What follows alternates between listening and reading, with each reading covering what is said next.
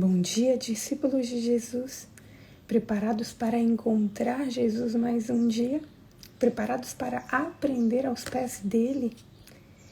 Estou entrando aqui com o pessoal do Google Meet e nós já daremos início ao nosso estudo de hoje.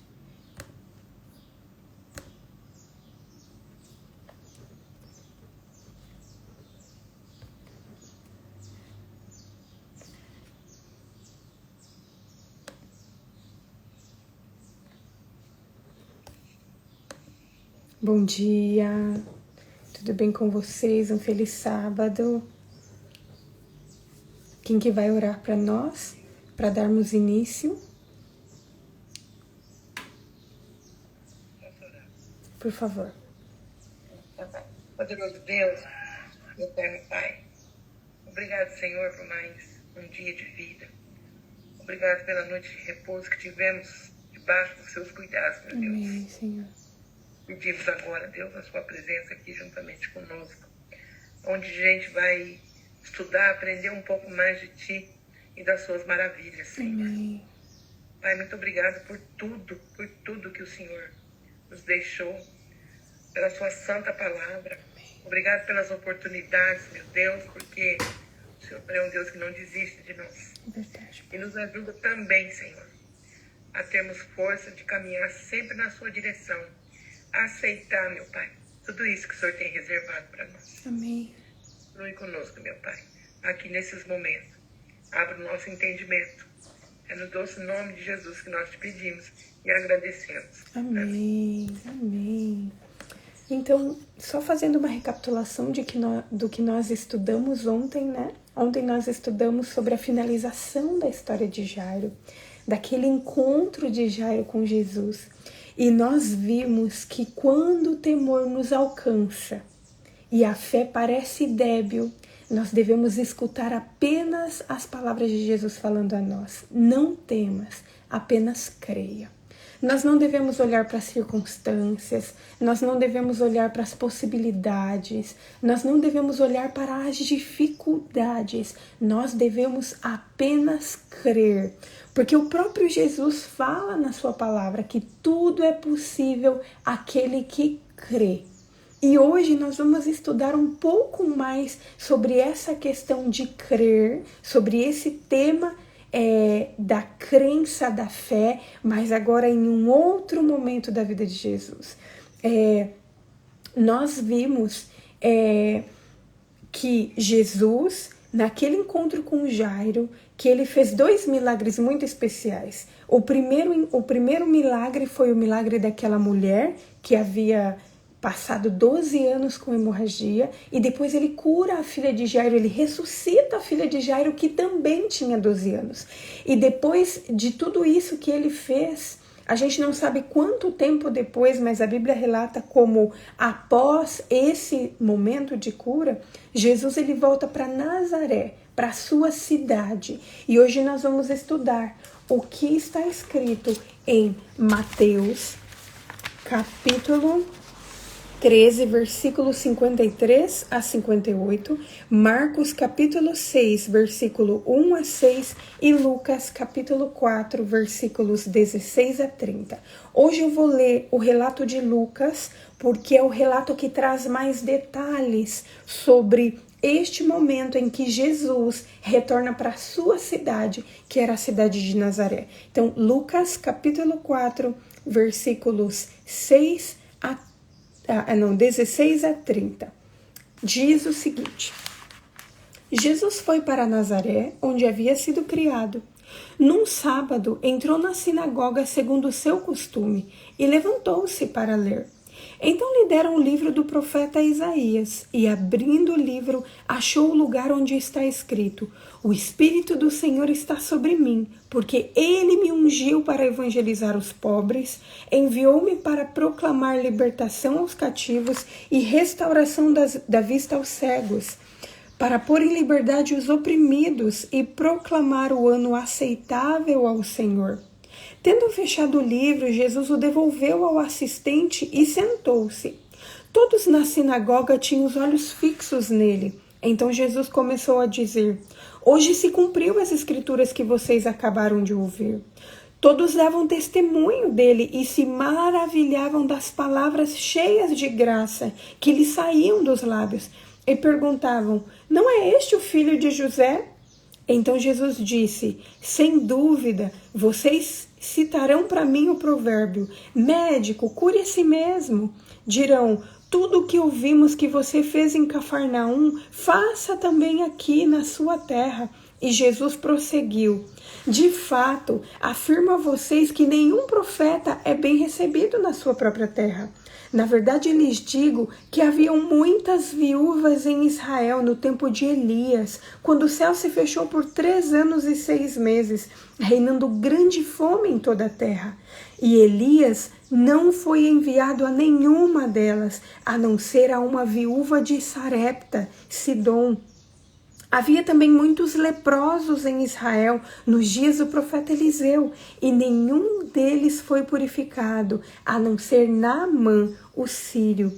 Todos da sinagoga, ouvindo estas coisas, se encheram de ira, e levantando-se, expulsaram Jesus da cidade, e o levaram até o alto do monte, sobre o qual a cidade estava edificada, para que de lá pudessem atirá-lo abaixo. Jesus, porém, passando pelo meio deles, foi embora. Nós não sabemos quanto tempo depois dos acontecimentos que estudamos até ontem que Jesus foi para Nazaré. O que sabemos é que Jesus foi para Nazaré e em Marcos capítulo 6, versículo 1, cita que os seus discípulos o acompanharam. O comentário bíblico fala que possivelmente essa ida de Jesus até Nazaré foi no inverno do ano 30 ou do ano 31 depois de Cristo. Então, Jesus ele já estava com o ministério ativo há algum tempo. E a Bíblia relata que Jesus ele foi à sinagoga e era um sábado.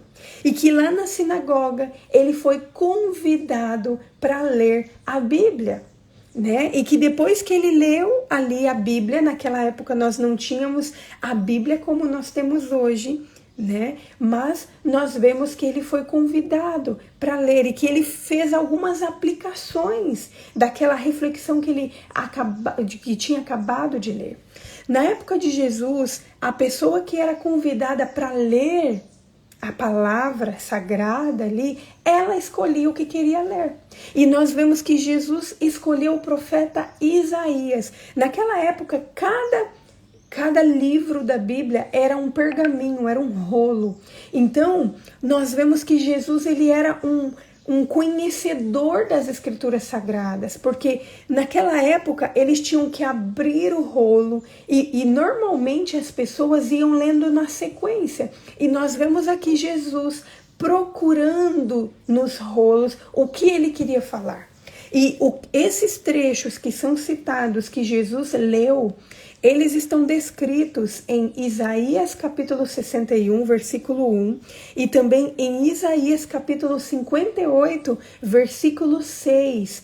E nesse trecho, Jesus ele afirma o seguinte, que o Espírito Santo estava sobre ele. Jesus, ele se lembrou, ele relembrou que ele havia sido ungido pelo Espírito Santo, fazendo menção ao que havia acontecido no seu batismo. Jesus, então, ele descreve a sua missão. E nessa descrição da sua missão, ele coloca aqui 5 coisas que ele tinha vindo fazer. A sua missão consistia em 5 atitudes, em 5 ações. E a primeira delas é que Jesus fala que ele havia vindo para evangelizar os pobres. Ele veio para evangelizar os pobres, para proclamar libertação aos cativos, para restaurar a visão dos cegos, para libertar os oprimidos e para proclamar o ano aceitável ao Senhor. Os pobres daquela época, eles estavam à mercê das pessoas e das pessoas que tinham um pouquinho de situação melhor. Hoje em dia nós falamos que uma pessoa quando tem poucos recursos, é também chamado como pobres, mas naquela época, os pobres, eles eram pessoas paupérrimas, que não tinham nenhuma condição. E a maioria das pessoas, inclusive os fariseus, acreditavam que o sofrimento que vinha, que aqueles pobres passavam, o sofrimento deles era uma consequência da maldição de Deus. Por isso que poucas pessoas se simpatizavam com os pobres.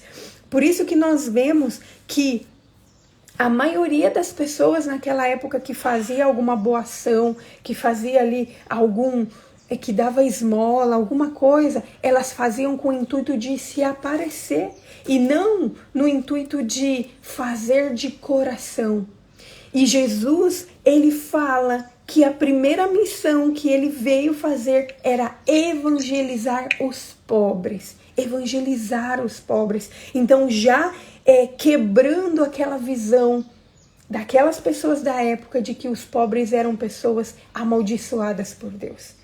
Na realidade, Jesus estava falando que elas, embora passassem por aquelas situações, elas estavam abertas para ouvir o que ele tinha a dizer, e por isso que ele iria evangelizar aquelas pessoas. Jesus também fala dos quebrantados de coração. Os quebrantados de coração eram pessoas que enfrentavam grandes desapontamentos, e Jesus, ele tinha vindo para curar os corações quebrantados dessas pessoas. Jesus também cita os cativos, e esses cativos aqui não significavam uma prisão literal. Porque senão Jesus, ele tinha libertado João Batista da prisão, mas Jesus, ele não libertou João Batista da prisão. Jesus aqui, quando ele cita dos cativos, ele está falando das pessoas que eram cativas de Satanás, no corpo, na mente e no espírito. Assim como é descrito aqui em Romanos capítulo 6, versículo 16. Esses cativos citados por Jesus, eles representavam as pessoas que definhavam na prisão de Satanás, as pessoas que tinham sido pegas no laço de Satanás, e como Timóteo, capítulo 2, segundo Timóteo, capítulo 2, versículo 26, diz que aquelas pessoas, elas tinham sido pegas por Satanás e que elas eram pessoas que eram utilizadas para cumprir a sua vontade. Jesus aqui está afirmando que um dos objetivos de sua missão é proclamar a libertação desses cativos. Ninguém precisava ser cativo de Satanás para sempre se ouvisse a voz de Jesus, os libertando. Então, quando Jesus afirma que ele veio trazer restauração da visão aos cegos, ele não estava dizendo simplesmente das curas que ele iria fazer. Jesus aqui estava falando da cegueira espiritual. Jesus, ele veio restaurar a visão espiritual das pessoas. As pessoas, elas já não estavam sabendo mais o que fazer. Elas estavam tão focadas nas tradições, tão focados nos rituais, que elas estavam cegas espiritualmente e elas não conseguiam mais discernir as coisas espirituais. E Jesus, ele afirma que ele veio trazer liberdade aos oprimidos. Jesus, ele estava afirmando que ele veio libertar as pessoas dos fardos pesados do pecado, da opressão que eles viviam naquela época pelas restrições que os rabinos haviam colocado sobre eles. Jesus tinha vindo para pôr em liberdade os oprimidos, essas pessoas que eram oprimidas. Então, Jesus, ele termina falando da sua missão, ali citando Isaías, ele fala que ele tinha vindo como um proclamador do ano aceitável ao Senhor. Ou seja, a era do evangelho estava começando. Quando os que sentem necessidades espirituais, quando os que têm coração contrito, os que têm sido cativos do pecado, os que têm sido feridos e esmagados pelo maligno, eles poderiam esperar libertação, porque era o ano aceitável ao Senhor. O ano aceitável ao Senhor aqui lembrava, fazia menção ao ano do jubileu. O que era esse ano do jubileu? Esse ano do jubileu, no passado, era o ano onde os escravos eles eram libertos, onde os débitos, as dívidas que as pessoas tinham eram canceladas, e quando as terras que haviam sido herdadas eram devolvidas aos proprietários originais. Jesus aqui estava falando que o evangelho que ele tinha vindo pregar, que a sua missão era pregar o evangelho, e o evangelho de libertação. Eli, eu acho que você está com o microfone aberto, está dando retorno aqui. Obrigada. Então, aqui, Jesus, ele estava demonstrando o seu amor pelos pobres. Ele estava deixando claro que o trabalho dele não era um trabalho para todos, porque nem todos o aceitavam, mas que ele iria se focar ali naquelas pessoas que o aceitavam e naquelas pessoas que eram os pobres, que eram os oprimidos, que eram pessoas que eram discriminadas. E isso aqui, quando Jesus ele demonstra o seu amor pelos pobres, o seu amor pelos oprimidos, ele está dando grande evidência da sua messianidade. O evangelho de Jesus, ele significava e ainda significa auxílio para os pobres, luz para os ignorantes, alívio da angústia para os sofredores ali, e libertação da escravidão dos pecados. E Jesus estava comprovando, por meio das suas palavras e por meio das suas atitudes, que ele era uma pessoa justa. Ele era uma pessoa justa e ele tinha vindo para fazer justiça. A Bíblia relata que ao Jesus falar essas coisas e ao Jesus pregar ali naquela sinagoga e explicar as coisas, que a primeira atitude das pessoas foi se maravilhar. As pessoas elas ficavam maravilhadas pelos seus ensinos e elas davam testemunho daquilo. Parecia inacreditável para as pessoas ali de Nazaré que aquele homem, que aquele rapaz que tinha ficado um tempo ali com eles, que era um simples carpinteiro, parecia inacreditável que ele podia falar com aquele poder, e as pessoas se maravilhavam. O povo de Nazaré, eles tinham ouvido os relatos do poder que acompanhava a pregação de Jesus durante o ministério na Judéia. E por isso que eles próprios, eles estavam sob o encanto da pregação e sabiam que os relatos que tinham acontecido, que tinham sido dados ali da região da Judéia, eles não eram relatos exagerados. Então eles se maravilhavam. Só que ao mesmo tempo que eles se maravilhavam, eles questionavam. Será que esse realmente era o Messias?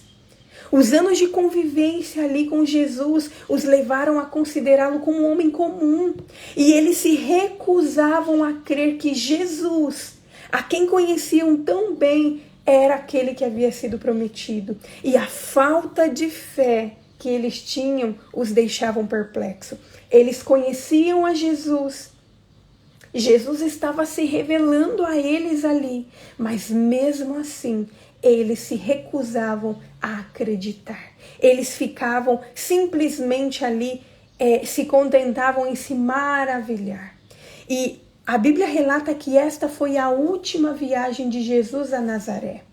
Jesus ele se revelou ao seu povo, Jesus afirmou que ele era o prometido, porque ele fala assim, olha, hoje se cumpriu essa profecia. Ele leu a profecia de Isaías e ele afirmou que aquela profecia estava se cumprindo ali. As pessoas, elas se maravilhavam dos ensinos de Jesus, elas o conheciam a sua família, mas eles não foram capazes de crer. Eles não queriam ouvir as palavras de Jesus. E por isso que Jesus ele falou aqui, olha, ele falou no versículo 23, ele fala assim, olha, Sem dúvida vocês citarão para mim o provérbio: médico, cure a si mesmo. Dirão: tudo o que ouvimos em Cafarnaum, faça aqui também na sua terra. Mas Jesus prosseguiu e disse assim: olha, de fato afirmo a vocês que nenhum profeta é bem recebido na sua própria terra. E aqui ele cita 2 exemplos de milagres, porque as pessoas queriam ver milagres. Elas queriam ver milagres e elas queriam assim: olha, tudo que você fez em Cafarnaum, faça aqui mesmo.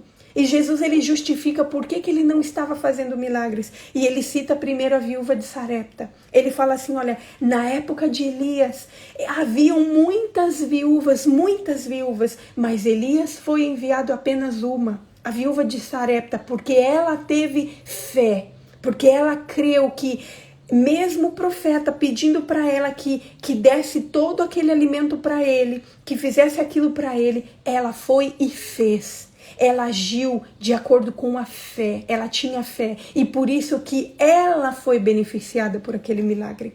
E depois Jesus cita o que aconteceu no povo de Israel, o que aconteceu ali na época de Naamã, e fala assim: olha, na época de Naamã havia muitos leprosos em Israel, na época do profeta Eliseu, mas nenhum deles foi purificado, a não ser Naamã. Porque Naamã foi, quando Naamã ouviu da menina cativa que havia em Israel alguém que poderia salvar, que poderia purificar, ele teve fé suficiente para ir até lá, para ir buscar a cura. Ainda que a fé de Naamã, quando Eliseu falou para ele que era para ele ir e baixar no rio ali 7 vezes no Rio Jordão, ali mergulhar 7 vezes no Rio Jordão, ainda que a fé de Naamã foi abalada, ainda que ele precisou de pessoas para incentivar ele a fazer aquilo que o profeta tinha falado, ainda assim ele foi. Ele demonstrou fé e ele foi o único leproso daquela época que foi curado. O único milagre de lepra foi aquele, e foi em Naamã.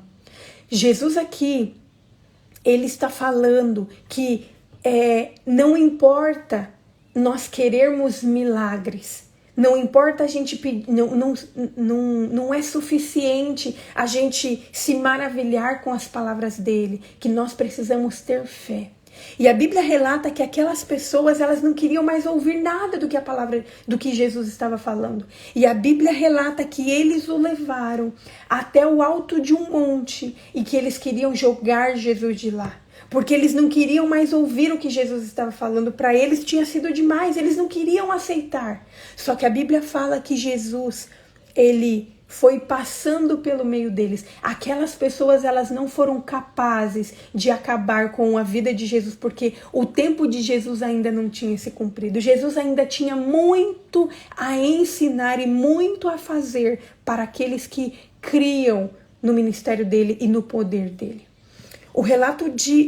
Esse relato, quando nós lemos Marcos, capítulo 6, no versículo 6, nós lemos assim, que Jesus, ele se retirou de lá e que as pessoas se admiravam da incredulidade deles. Os discípulos de Jesus estavam com eles e se admiravam da incredulidade que aquele povo tinha.